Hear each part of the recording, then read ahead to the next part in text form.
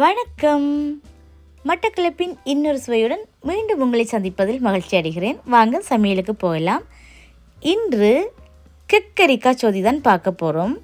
இது கக்கரி, இங்கிலீஷில் இதை கறி மெலோன் அல்லது ஜெலோ கியூக்கும்பர் என்று சொல்லுவாங்க. எனக்கு இது 10 வருஷத்துக்கு பிறகு கிடைச்சிருக்குது. எனக்கு இது மிகவும் விருப்பம். இங்கே இது இந்தியன் வெள்ளரிக்கான்னு சொல்லித்தான் இது விற்றாங்க. சின்ன ஒரு காய். ஊரில் இது நல்ல பெரிய சைஸில் வரும். இதுக்கு கொரக்கா தான் ஸ்பெஷல். கொரக்கா போட்டு இறால் போட்டு சொதி வைக்க போகிறேன் மட்டக்களப்பு முறையில். வெந்தயம் சேர்த்து பாருங்கள். இந்த இறால் மச்சங்கள் பாவிக்கிற சொதிகள் கறிகளுக்கு நீங்கள் வெந்தயம் சேர்க்க வேணும். இந்த வெந்தயம் நான் ஒரு மேசக்கரண்டி அளவு எடுத்திருக்கிறேன். நீங்கள் உங்களோட சொதியிட சைஸுக்கு கூட்டி எடுத்துக்கல. அதோட கறிவேப்பிலை, ரம்பெல்லை, வெங்காயம், பச்சை மிளகாய், கூடவே இதுக்கு பழுத்த மிளகாய் இருந்தால் இன்னும் நல்லம். இப்போ மட்டக்களப்பு முறையில் கறி கூட்டி வைக்கிறதுண்டு சொல்லுவாங்க. அதுதான் செய்கிறேன்.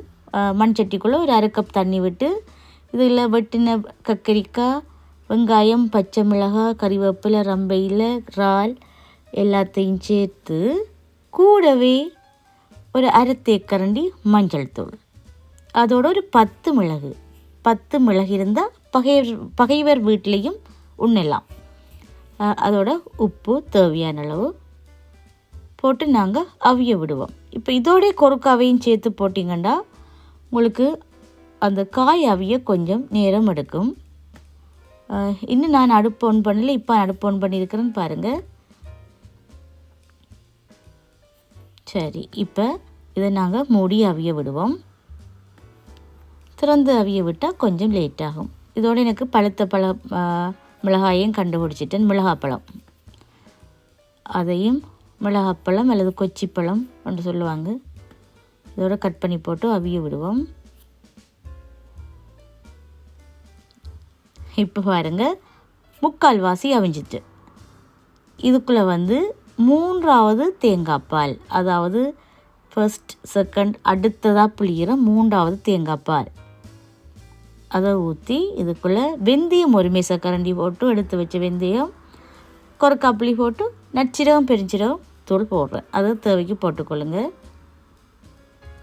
இதில் கூட நீர்ச்சத்தும் நார்ச்சத்தும் இருக்குது. வெக்க காலத்துக்கு இது மிகவும் நல்ல, வெயில் காலத்துக்கு. அதோடு பாருங்கள், ஒரு தாளிப்புமே நான் போடலை. நீங்கள் விரும்பினா தாளித்து போட்டுக்கொள்ளுங்க, இன்னும் சுவையாக இருக்கும். தாளிக்காமலே இது அவ்வளோ சுவையாக இருக்கும்.